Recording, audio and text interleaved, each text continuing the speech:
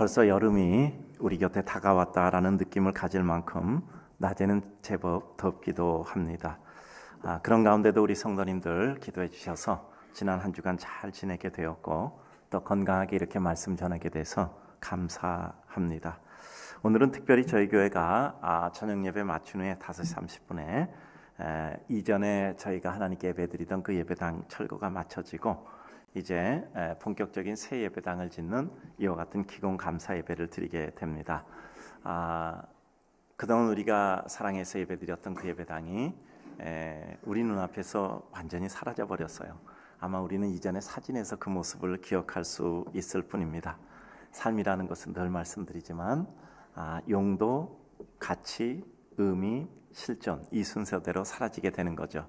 용도가 없어지면 가치가 없어지고, 가치가 없어지면 의미가 없어지고, 의미가 없어지면 그 실존조차 보존되지 못하고 사라지는 것이 우리 인생이죠. 따라서 우리들에게 있어서 이와 같이 우리가 이 자리에서 예배드리고 있다는 것은 하나님께서 우리들을 사용하실 용도가 아직도 존재하고 있는 줄로 믿습니다. 따라서 우리는 그 하나님의 뜻을 이루어드리는 것이 우리의 삶이라고 생각합니다. 이제 본격적인 건축의 과정을 한 단계 한 단계 올라가면서 하나님의 뜻을 이룬다라고 생각하니 참 마음에 많이 기쁨이 있습니다. 저희는 단순한 예배당 건물을 짓는 것이 아니라 우리 성도들의 마음을 가지고 하나님 앞에 기도하며 예배당이 지어지며 내 믿음도 새롭게 지어지고 내 기업과 가업과 가정과 관계도 새롭게 하나님 앞에 정화되고 강화되어 새로운 역사를 이루는 성도들이 되기를 소원하고 있는 것입니다. 우리는 이렇게 예배당 밖에 나와서 예배드리는 시간을 광야라고 설정하고, 광야는 우리를 묻는 기간입니다. 광야에 묻고 우리는 새롭게 하나님 앞에 새로운 역사의 세대로서 또 하나님의 은혜 가운데 새롭게 가나안에 들어가는 것처럼 예배당에 입성해서 하나님의 은혜로 더 깊고 성숙한 은혜의 백성으로 이 시대와 역사 속에 기여 공헌하는 하나님의 백성이 되기를 소원하는 것입니다. 오늘 우리 모든 사랑하는 성도님들은 여러 가지 이러저러한 일이 있다고 하더라도 오늘 저녁 5시 30분에 우리 예배당 터전에 오셔서 꼭 기공 예배 참석하기를 주님의 이름으로 축복합니다. 왜냐하면 저 예배당은 첫째는 하나님의 예배당이에요. 하나님께 예배를 드리는 하나님의 집입니다. 둘째는 내 예배당입니다. 내가 기도했고, 내가 헌신했고, 내가 마음을 드렸고, 내가 거기서 시간을 보내고, 내가 거기서 슬프면 와서 기도하고, 고통스러우면 하나님께 호소하고, 기쁨은 와서 감사하고, 그리고 그 예배당 문을 들어서기만 해도 바라만 봐도 행복한 이와 같은 내 예배당입니다.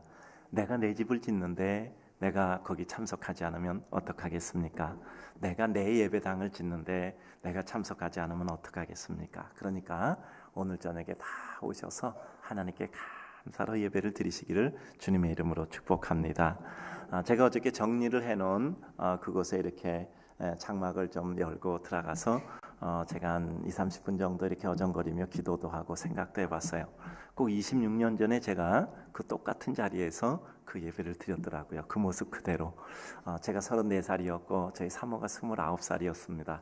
그런데 26년이 지나서 그 자리에서 또 똑같은 모습으로 이와 같이 새로운 예배당을 짓는다고 거기다가 이와 같이 플랜카드를 붙이고 또 이러저러한 모든 정리해 놓은 모습을 보면서 여러 가지 생각에 많은 일들이 스쳐갔습니다.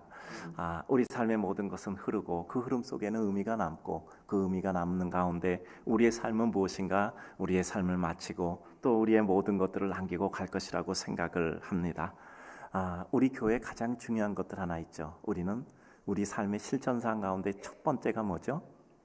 따라서 합시다. 무엇으로 남을 것인가를 생각하자. 이 주보에 있잖아요. 무엇으로 남을 것인가를 생각하자. 우리는 우리의 삶을 마친 후에 과연 우리의 삶은 무엇이었던가? 우리의 삶은 무엇으로 남은 것인가? 그 남은 것을 통해서 우리는 하나님이 어떠한 뜻을 지속적으로 이루어갈 것인가를 생각하게 되는 것이죠. 이런 생각들 하면서 오늘 특별히 우리 성도님들과 더불어 예배를 드리게 되니 참 마음의 기쁨과 감사가 있습니다. 특별히 오늘은 우리가 교사주일 또 우리 스승의 주일로 지내게 됩니다. 이 교회 각종 가르치는 주일학교 선생님들, 그리고 교육자들, 그리고 구역 식구들 가리키는 구역장님들, 어떤 형태로든지 주의 양들을 목양하시는 모든 분들, 우리 새가족부, 우리 미랄부, 유초등부, 중고등부, 영유아부, 고다미 유치부 모든 선생님들, 그리고 모든 가르치는 분들에게 하나님의 축복이 있기를 주의 이름으로 축복합니다. 정말 우리들에게 이와 같이 가르칠 수 있는 기회를 주셨다는 것은 하나님의 큰 축복입니다. 한 사람 한 사람 기도해서 세우고, 한 사람 한 사람 말씀으로 세우고, 한 사람 한 사람 사랑으로 세우고, 한 사람 한 사람 기대함으로 세우고, 한 사람 한 사람을 믿어줌으로 세운다는 것이 얼마나 큰 하나님의 은혜입니까? 사람을 세운다는 것은 끝까지 믿어주는 것이죠. 끝까지 믿어주는 것입니다. 그러므로 말미암아 그 믿음의 기대를 가지고 우리는 한 사람들이 하나님의 은혜로 반듯하게 세워지는 것을 결국 시간의 경과 후에 보게 되는 것이죠. 이것이 각종 가리키는 자의 축복이고 은혜고 영광이라고 생각을 합니다. 오늘 이 자리에 있는 모든 우리 선생님들, 그리고 가르치는 분들, 그리고 이 자리에 있는 모든 우리 사랑하는 성도님들에게 하나님의 축복이 함께하기를 또한 주의 이름으로 축복합니다. 이제 오늘 본문으로 들어오고자 합니다. 창세기 12장 14절 이하를 보면 아브라함이 애굽 땅에 들어갔다가 자기의 목숨을 부지하려고 사라를 자기의 아내가 아니라 누이라고 얘기합니다. 왜냐하면 사례가 아름다웠기 때문에 아브라함은 혹시 그 사례를 취하기 위해서 자기를 죽일지 모른다는 이러한 마음의 두려움이 있었던 거죠.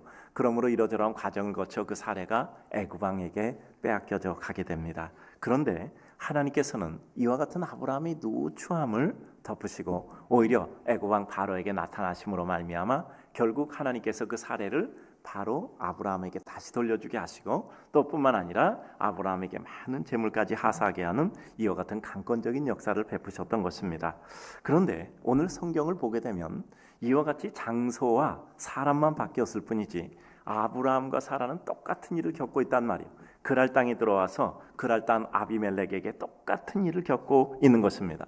역시 그 지방 사람들이 하나님을 알지 못하고 이 사례의 아름다움 때문에 자기가 목숨을 잃어버릴까 봐 사례를 자기의 누이라고, 그리고 또 사례에게 아브라함을 오빠라고 하기로 이와 같이 결심하고 또 그와 같이 진행을 했던 거죠.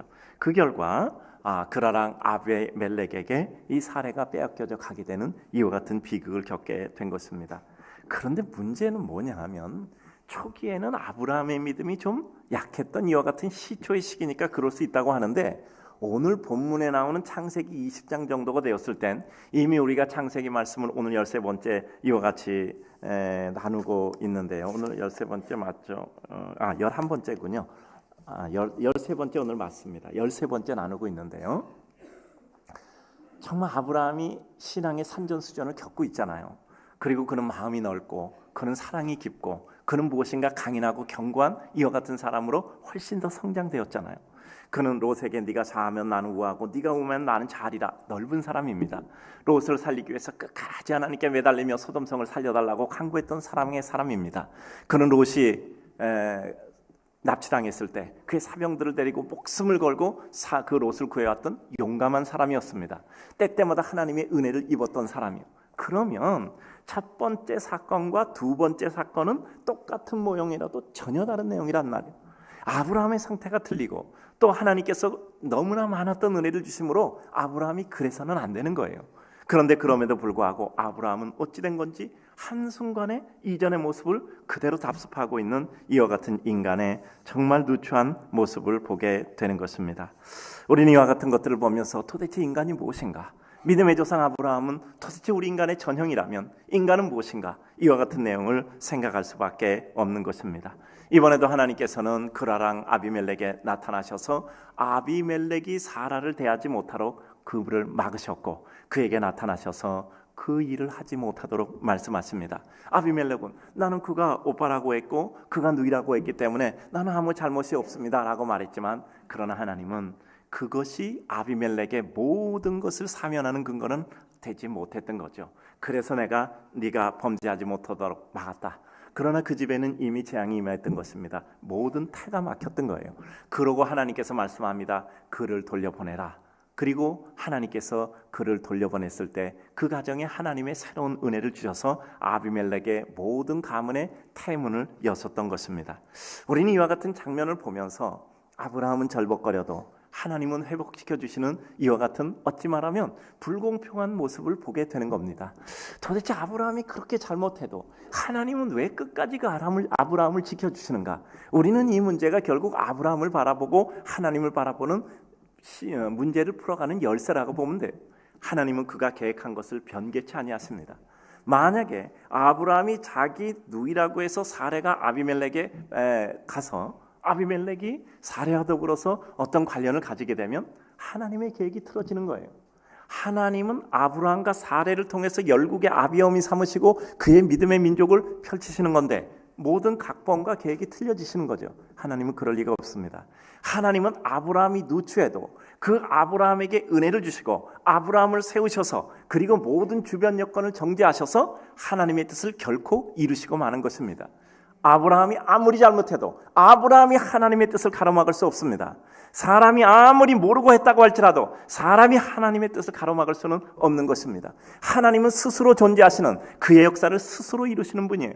그것이 우리 인간에게는 사랑으로, 우리 인간에게는 용서로, 우리 인간에게는 자비로, 또 우리 인간에게 때로는 징계로 나타나는 것뿐이죠.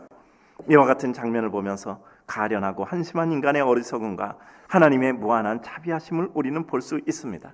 그 백성을 지켜주시고 그 백성에게 하나님의 은혜를 베풀어 주시는 하나님, 그 백성에게 있었던 어떤 요인에서 기인한 것이 아니라 순전한 하나님의 은혜에서 기인됐단 말이에요. 왜 아브라함을 통해서 이런 역사를 보여주실까요? 우리 인생의 가망 없음에 대해서 보여주시되 그 가망 없는 인생에 대해서 하나님은 그 사랑과 은혜와 회복을 끊치지 않는다는 무한한 하나님의 사랑을 보여주시는 거죠. 인간은 구원받을 수 없을 때 예수 그리스도를 십자가에 못 박아 죽게 하심으로 말미암아 죄를 사하시고 하나님과 연합과 하나님과 회복을 이루심으로 말미암아 다시금 우리 인생에게 영원한 생명의 구원을 주신 것과 똑같은 겁니다. 우리 인생에게 실망하지 말고 하나님을 바라보고 하나님의 자비하심을 바라보고 그 능력 가운데 돌아오게 하심을 말씀하고 있는 것이죠. 우리는 이와 같은 장면을 통해서 또한 생각해 봅니다. 끊임없이 반복되는 시련과 고통, 그리고 그 가운데 무게가 달려지는 믿음의 백성의 무게의 모습입니다. 믿음의 조상을 삼기 위한 하나님의 연단의 세월이 필요함을 우리들에게 보여줍니다. 아브라함이 어느 정도 믿음이 자랐다고 해서 그가 온전해진 게 아니라는 것을 우리는 오늘 말씀을 통해서 볼 수 있습니다. 우리는 때로 우리가 몇 번 잘하면 그래도 굉장한 수준에 있다고 생각해요. 어느 때 좀 축복도 받고 어느새 원하는 일도 되고 어느새 내가 나를 좀 이길 수도 있고 어느새 내가 봐도 그럴듯한 모습을 가지면 내가 대단한 믿음의 사람이 된 줄 안단 말이죠. 그러나 전혀 그렇지 않을 수가 있습니다. 한 번에 모든 게 다 무너져 버리는 거예요. 하나님의 연단과 시련은 결국 우리들에게 가장 적절한 것임을 봅니다. 오늘 성경에 나오는 아브라함에게 있어서도 결국 아브라함의 신앙의 현재 모습을 여실히 보여주는 겁니다. 10번 말해도 좋은 말, 아무리 말해도 지나치지 않은 말은 뭐죠? 우리는 하나님 앞에 겸손해야 된다는 거예요. 내가 어떤 업적을 가지고 내가 어떤 과거 이력을 가지고 내가 어떤 성공 사례와 케이스를 가졌다고 해도 그것이 현재 나를 지켜보호하지 못한다는 말이죠. 늘 하나님 앞에서 새로운 모습입니다. 늘 하나님 앞에 두렵고 떨리는 모습입니다. 늘 하나님 앞에 하나님의 은혜 없으면 한시도 살 수 없습니다라고 고백하고 하나님의 자비를 구하는 모습이죠. 이것은 가련한 인생이 아니라 그것이 우리 인생의 진실한 하나님을 바라보는 최고의 아름다운 모습이며 강한 모습인 것이지요. 결국 우리는 순간순간 우리에게 주어진 것은 하나님을 믿고 기쁨과 감사함으로 하나님이 우리에게 주신 순간과 상황을 받아들이는 것이죠. 어떤 상태에서든지 우리는 하나님의 뜻을 이루기 위해서 최선을 다하는 겁니다.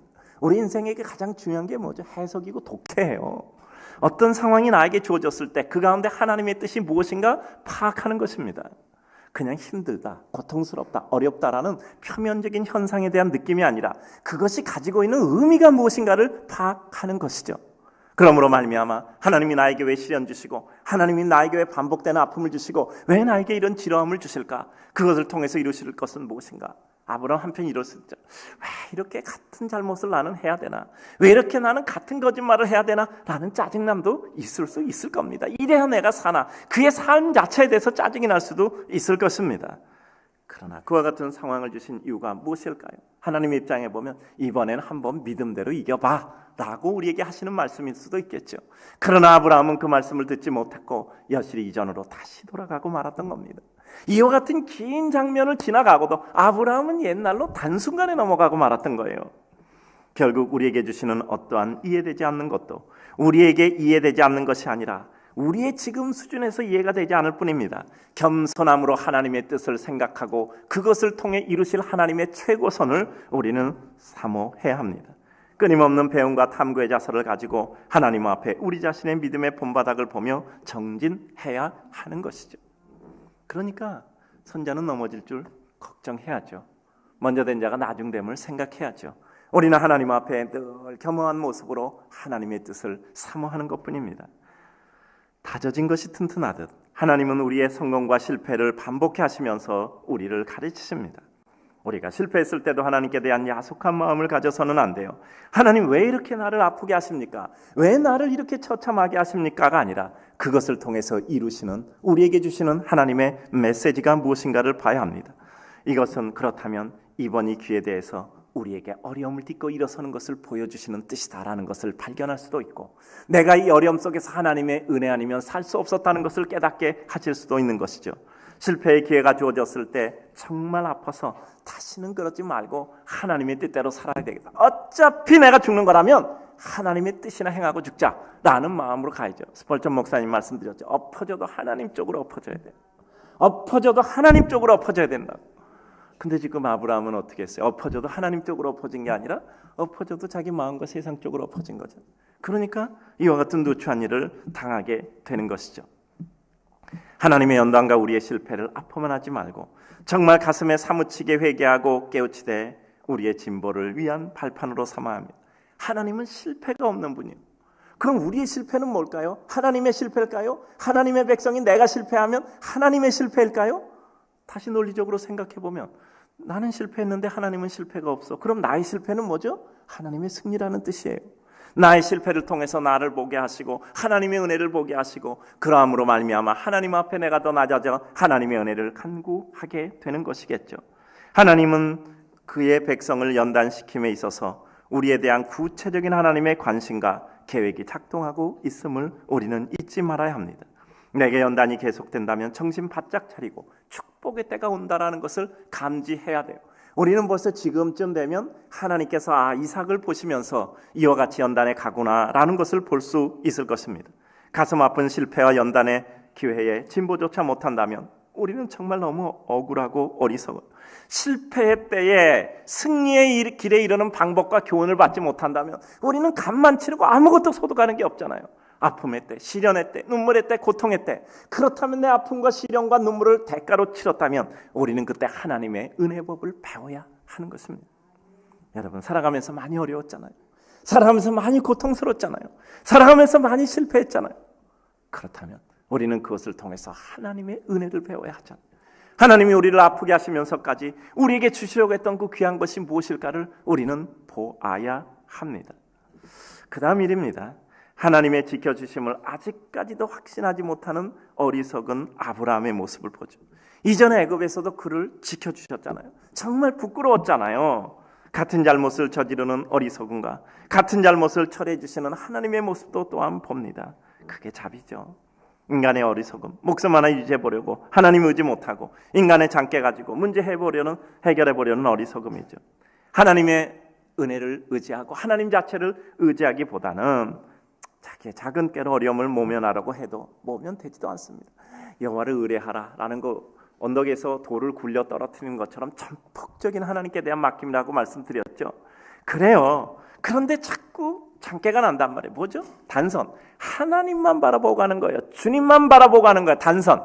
무리를 걸어가잖아요. 근데 복선. 바람을 보고 두려워하는지라. 바람이 보여요.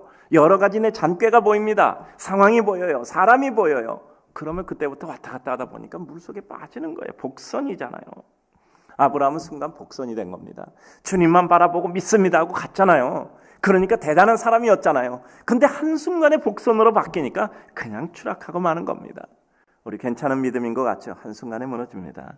우리는 하나님이 우리를 지지해 주시지 않는 순간 그냥 바닥으로 떨어지는 겁니다. 더욱이 아브라함은 이전 애굽에서 이와 같은 일을 당하였고 하나님의 은혜로 재물까지 얻어 나온 사람이에요. 이때 뭘 느꼈겠습니까? 내가 정말 부족해도 하나님이 은혜 주시니까 이와 같은 은혜를 입는구나 생각했겠죠. 근데 그러면 이때 좀 이러면 안 됩니까? 그래, 어차피 내가 살고 죽는 것은 하나님이야. 하나님께서 결정하시는 거야. 그렇다면 이번에 그냥 하나님께 믿고 맡기자. 나의 살고 죽음이 저 그럴 사람의 손에 걸려있는 것이 아니라 하나님의 손에 걸려있다라고 생각하면 좀 다를 수도 있었으리라고 생각을 합니다. 인간은 따라서 그 누구도 자신의 부족한 모습을 보고 낙심하지 말고 순간 다시 일어나 하나님의 품을 향해 달려가야 돼요. 왜죠? 아브라함이 이런 모습을 보니까. 아브라함도 그랬어. 근데 하나님은 그를 버리지 않았다. 인간 누구도 자신의 현재 약간의 성공이나 승리의 모습에 도취되어 교만할 까닭도 없고요. 그리고 인간이 누구나 자기의 누추한 모습을 보고 낙심할 필요도 없는 겁니다. 우리는 하나님 나라 갈 때까지는 결국 하나님이 나를 그래도 버리지 않겠다라는 마음 가지고 하나님의 은혜를 바라보며 하나님 품으로 가는 겁니다. 우리의 어리석음과 누추함을 보지 말고 하나님의 자비와 사랑, 위대한 능력을 봐야 돼요. 우리 자신을 보면 일어날 수 없어요. 하나님의 은혜와 섭리를 보고 자신을 잊고 하나님께 달려가야 돼요. 사단은 우리 자꾸 누추함을 들추는 겁니다. 야, 너 그래갖고 너 예수 믿는다 그러면 넌 너 때문에 오히려 하나님의 영광만 떨어져. 차라리 너는 그냥 있는 게 하나님 도와주는 일이야. 내가 할 수 있는 일이 뭐 있겠어. 괜히 하나님 이름 욕만 매겨. 사단이 이렇게 속삭이는 겁니다. 마음의 갈등과 어려움을 겪는다 할지라도 우리는 하나님의 은혜를 향하여 마치 탕자가 빛을 걸으며 주님 앞에 오듯이 주님 앞에 나아가야 돼요. 이런 누추한 아브라함을 끝까지 챙겨주시는 하나님을 보니까요, 거듭 용서해 주시는 하나님의 모습과 그 의도를 한번 생각해 봅니다. 끝까지 하나님의 뜻을 이루기 위하여 하나님의 백성에게 결코 낭망하지 않는 하나님. 저는 이게 대단한 겁니다. 우리가 하나님께 대해서 낭망하지 말아야 될 이유는 하나님이 우리에게 대해서 낭망하자. 하나님 보시니까 얼마나 한심합니까? 이거 도대체 뭐 하는 거야? 도대체 뭐 하는 거야? 이전에 똑같이 있는 일을 겪는데도 똑같이 달라지는 게 없네. 수많은 은혜를 체험했는데도 달라지는 게 없네. 이렇게 생각하는 거잖아요. 하나님이 끝까지 비록 내가 처참한 지경이 있을지라도 내가 한심한 지경이 있을지라도 나를 버리지 않고 거두는 것은 결국 다시 돌아올 것을 아는 하나님의 은혜예요. 탕제 큰 장점 하나 딱 있죠. 100가지 잘못했는데 한 가지 딱 잘했던 건 뭐죠? 아버지는 사랑이 있어 나를 받아주실 거야. 그 한 가지죠. 우리 인생은 결국 이 한 가지 가지고 살아가는 것입니다. 하나님의 자비와 은혜에 대한 기대를 가지는 겁니다. 제가 말씀드리잖아요. 이 세상에서 가장 훌륭한 사랑은 버릴 수 없는 사랑이에요. 가장 훌륭한 사랑은 버릴 수가 없는 사랑. 하나님은 우리를 얼마나 사랑하는지 우리를 버릴 수가 없어 사랑하는 거예요. 우리 옆에 사람하고 인사합시다. 사랑합니다. 내 마음에 들 때까지만요. 이건 우리의 사랑이야. 우리는 사랑합니다라고 말하는데 다 헛일이야. 다 헛일이야. 누구든지 그 말은 다 헛일이야. 사랑합니다. 내 마음에 들 때까지만요. 그게 우리 인생의 사랑이에요. 내 마음에 안 들면 사랑이 뭐고 다 필요 없어. 뜨거운 열정의 사랑 저는 안 믿어요. 식어지면 그만이잖아. 마음 달라지면 그만인데. 그렇게 뜨겁게 사랑했는데 어느 날 그렇게 원수같이 싫어지잖아. 어느 날 그렇게 뜨겁게 사랑해서 천리를 마다하고 뛰어왔는데 이제는 옆에 있는 것도 싫어. 찔리는 게 맞나 봐. 그렇잖아요. 그게 우리 인간의 사랑. 근데 하나님은요, 버릴 수 없어서 내가 너를 좋아하고 싫어하고는 둘째 문제고 나는 너를 버릴 수가 없어. 이게 하나님의 사랑이에요. 그러니까 우리는 그 하나님의 사랑을 믿고 기대하는 거예요. 여러분, 뜨거운 사랑을 믿지 마세요. 뭘 믿어요? 버릴 수 없는 사랑을 믿으세요. 그래요. 그렇잖아요. 우리 자녀들이 정말 잘못했다고 합시다. 버릴 수 없잖아요. 버릴 수 없잖아요. 하나님이 우리를 향한 최종적인 의도는 무엇입니까? 우리를 세우시는 거예요. 우리를 용서하시고 기회를 주시는 것이란 말입니다. 그래요. 정말 자식이 잘못했다고 합시다. 그 자식을 버리는 것이 아니라 자식이 뭐라고? 제가 열심히 해보겠습니다. 제가 다시 일어나겠습니다. 그 말을 믿습니까? 이제까지 수없이 겪어왔는데 믿겠냐고요. 근본적으로 우리는 알잖아요. 그가 그 말을 지킬 능력이 없는 거예요. 그가 거짓말하는 게 아니라 그 말을 지킬 능력이 없는 거라고. 그러니까 그 말을 믿을 수가 없잖아요. 그때 우리는 뭐라고 생각하죠? 그래, 네가 지금 하는 말은 진실이야. 그러나 너는 이 말을 지킬 능력이 없어. 그것도 알아. 속으로 생각하잖아요. 내가 저희의 부족을 어떻게 채워줄까? 버릴 수 없으니까, 사랑하니까 오히려 그 부족을 채워주는 거잖아요. 하나님도 우리를 그 이상으로 대하시잖아요. 정말 의지박약하고 능력도 안 되고, 그리고 우리가 우리 스스로를 이기지를 못해요. 근데 하나님은 우리를 버릴 수 없으니까 결국 하나님이 그때마다 우리에게 은혜를 베풀어 주시죠. 이건 불공평이 아니라 하나님의 무한한 자비와 사랑이라고 하는 겁니다. 하나님의 섭리 안에 들어있는 것이 그래서 축복입니다. 하나님의 은혜 안에 있는 것이 그래도 축복입니다. 하나님은 결국 그 손 안에 있는 하나님의 백성을 복의 근원되게 하시는 하나님의 본래 계획대로 움직여 가십니다.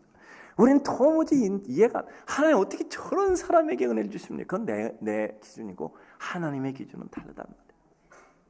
최소한 우리에게는 나를 버리지 않는 분이라는 확신 하나만 있어도 우리의 삶은 근본적으로 어떤 지경에도 굴절되지 않고 부끄러운 지경에서도 다시 일어날 수 있는 것입니다.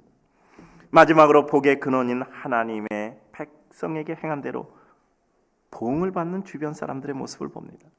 아브라함의 아내 사레를 비록 잘 모르고 데려왔으나 하나님께서 막으셔서 그의 뜻을 이루지 못했어요. 아비멜렉은 억울하다고 얘기하는 거예요. 하나님, 나는 정당하게 데려왔습니다. 아니 그의 누이라고 얘기해서 데려왔는데 나는 깨끗한 일을 했을 뿐입니다 라고 얘기하는 거예요. 그러나 따라서 합시다. 무지가 죄입니다. 무지가 됩니다. 난 몰랐다고 했다고 그거 우리에게 그냥 씻어지는 거 아니에요. 내 백성이 지식이 없어 망한다고 했잖아요. 하나님에 대한 지식. 그래서 우리가 여호와를 알자, 힘써 여호와를 알자고 했잖아요. 아비멜렉이 자기는 몰라서 했다고 그 죄가 다 면제되는 것은 아닙니다. 그래서 하나님은 그에게 말하잖아. 내가 네가 그나마 몰라서 했으니 너의 길을 막았다라고 얘기해. 그렇지 않으면 네가 잘못하게 하면 너는 다 죽는 거예요.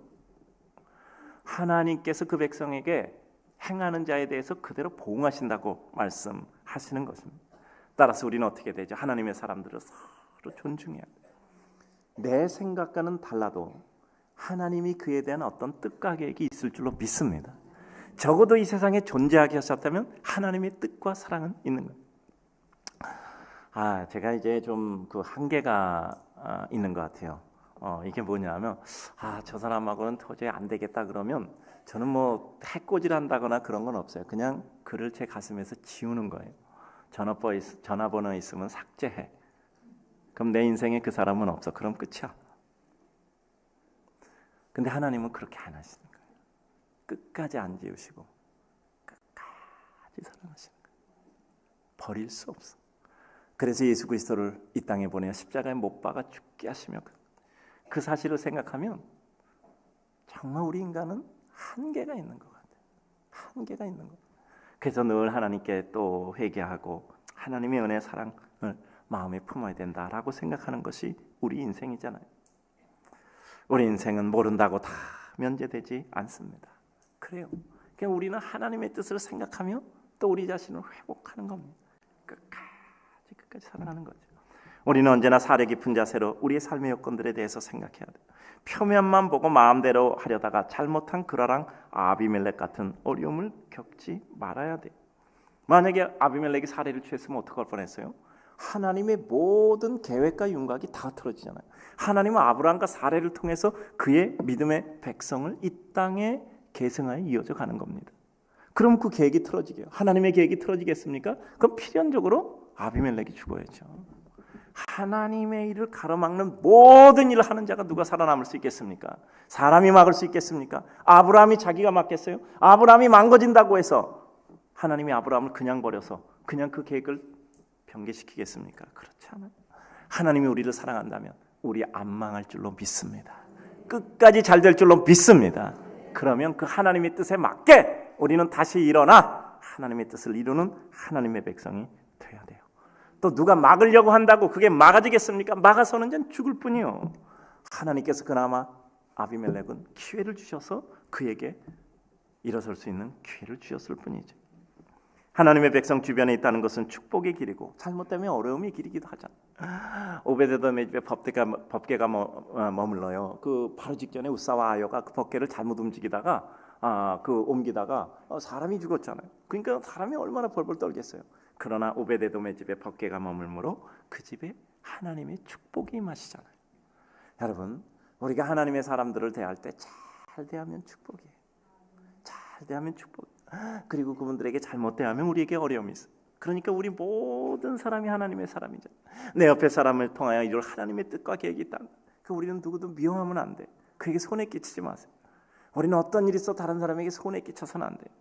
그러면 그 잘못하면 하나님이 우리에게 갚아버려요. 그러면 안 되잖아. 우리는 누구든지 하나님이 그를 세우셨을 때 그 이유가 있다. 이게 기독교의 인간 존중 사상이잖아. 한 사람 한 사람 하나님이 세우신 하나님의 거룩한 피조물이에요. 하나님이 창조하신.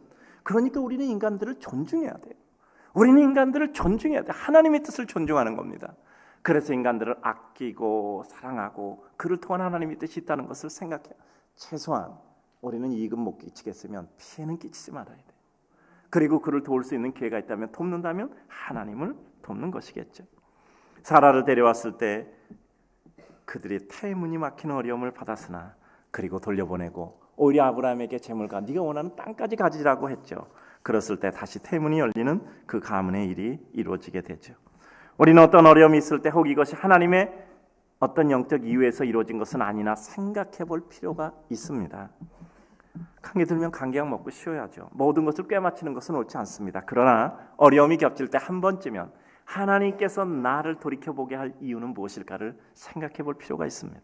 하나님께 대한 우리의 사소한 잘못도 때론 우리 삶에 너무나 큰 어려움을 끼칠 수 있는 거죠. 내가 사소하다고 생각하는 것이지 하나님은 그렇지 않을 수가 있단 말이죠. 진실한 회개의 기회를 놓쳐서는 안 됩니다. 하나님의 사랑과 자비를 알되 하나님의 사랑을 위한 진노에 대한 무서움을 아는 것도 하나님의 사랑에 대한 진정한 깨달음이죠. 여러분, 사랑과 공의는 한 가지예요. 공의를 하나님께서 말씀하심으로 하나님의 사랑을 실현해 가시는 것. 인간에게 축복과 저주 징계는 마찬가지입니다.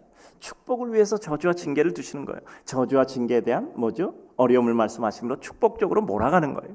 그러니까 우리는 하나님에 대해서 두려워할 줄 알아야 그 하나님의 사랑을 입는 백성이 되는 거지요. 우리의 삶은 하나님 은혜 안에 있을 때가 정상적입니다. 하나님은 결국 복의 근원인 그의 백성과 그 주변 사람들까지도 축복하시기를 원합니다. 하나님의 축복의 문이 닫혀 있는 때 우리는 속히 회개하고 수정하여 하나님의 은혜의 모습을 갖춰야 합니다. 우리 사랑하는 성도님들, 오늘 말씀을 정리합니다. 우리는 우리 인생의 끝없는 시련과 연단 속에서 하나님의 우리를 향한 구체적인 메시지를 들어야 합니다. 오늘 아브라함을 통해서 우리는 뭘 봤죠? 끝까지 버리지 않고 회복시켜 주신답니다. 나는 하나님께 버림받을 수 없는 사람이야. 그럼 막 살아야 된다는 게 아니라 하나님이 이러한 은혜를 주신대 내가 이렇게 살면 안 되지 라고 생각하고 하나님의 은혜 품 안으로 돌아와야죠. 우리는 우리의 잠깐의 성공이 결국 우리의 완성을 의미하는 것이 아님을 알고 하나님 앞에 늘 겸손히 정진하는 자세를 갖춰야 합니다. 지난번에 잘했다고 이번에 잘할 수 있는 아무런 보장이 없어요. 지난번 일 잘 됐다고 이번에 잘 된다는 아무 보장이 없단 말이에요. 우리는 한 번이면 무너져. 여러분, 우리 인생 어려운 거 알죠? 계단이 1000개가 있다 그래요. 1000개 중에 한 개 잘못 뛰면 그냥 아래로 굴러떨어지는 거예요. 그게 어렵다니까. 어떻게 100번 해서 백발백중으로 다 맞느냐고요. 근데 우리 인생은 100번 잘하다 한 번 잘못하면 그 100번 잘한 게 다 무너져 없어지는 거예요. 그러니 우리가 어떻게 우리 인생을 보장할 수 있냐 말이에요. 줄 타는 사람이 100번을 타요. 99번 잘 탔어. 100번째 떨어지면 그걸로 그냥 끝이야. 우리 인생이 그래서 어려운 거죠. 그러니까 우리는 우리 혼자 우리 인생을 도저히 갈 수 있다고 말할 수가 없어요. 하나님의 도우심과 은혜 아니면 한 걸음도 갈 수 없는 게 우리 인생이에요. 여러분, 다윗과 사울의 차이 아시죠? 다윗은 항상 모든 준비 마치고 하나님께 물었습니다. 하나님, 갈까요? 말까요? 싸울까요? 말까요? 근데 사울은 어떻게, 처음엔 그랬는데 나중에 시간이 가니까 이제는 또 웬만큼 자신이 붙었어. 그러니까 이제 하나님께 묻지 않아도 갈 수 있다고 생각하고 나간 거예요. 이게 다윗과 사울 왕의 차이예요. 우리가 하나님 앞에 늘 겸비한 마음을 가지고 하나님의 뜻을 사모하고 구하는 동안만 우리는 안전한 겁니다. 왜냐하면 그것이 축복이에요. 하나님이 우리에게 어려움을 주시는 것도 하나님의 은혜 안으로 돌아오게 하시는 하나님의 축복이죠. 하나님의 백성 주변에는 그 하나님의 백성으로 인해서 늘 축복과 고통도 따를 수 있어요. 우리는 그것을 하나님의 두려움이라고 생각하지 말고 하나님의 축복의 기회라고 생각하고 내 옆에 있는 하나님의 사람들을 정성을 다해서 대해야 됩니다. 서로를 귀히 여기고 도와주며 하나님의 뜻을 이룰 수 있도록 애를 써야 돼요. 제가 늘 하는 말이 있잖아요. 심는 사람과 거두는 사람 따로 있어야 돼요. 심는 사람 난 그냥 심고 거두지도 못한다, 이거 아니요. 심는 사람은 심는 자의 축복이 있고 거두는 자는 거두는 자의 축복이 있어요. 이거 분리해야 우리는 행복할 수 있어요. 내가 심었는데 내가 못 거두어서 이거 나는 억울하다 이런 생각하면 인생 평생 동안 괴롭게 산다고. 야, 나에게는 심는 축복을 주셨구나. 그걸로 행복하면 돼요. 누군가는 거두는 축복을 주셨겠지. 시기할 필요 없어요. 거두는 사람은 심지도 않고 거뒀는데 이거 뭐 내가 한 것처럼 나댈 필요도 없어요. 그저 하나님의 은혜 가운데 내게 주신 내 역할 감당하면 그것이 축복이란 말이에요. 어디 가든지 자신 있고 당당해야 돼요. 내가 완전치 못해 실수할 수 있겠죠. 무너질 수 있겠죠. 하나님이 다시 기회 주시리라. 하나님이 다시 기회 주시리라. 믿고 다시 일어나는 겁니다. 우리 사랑하는 성도님들, 주님 믿고 기쁨과 감사함으로 주님을 기대하기에 누구를 기대해요?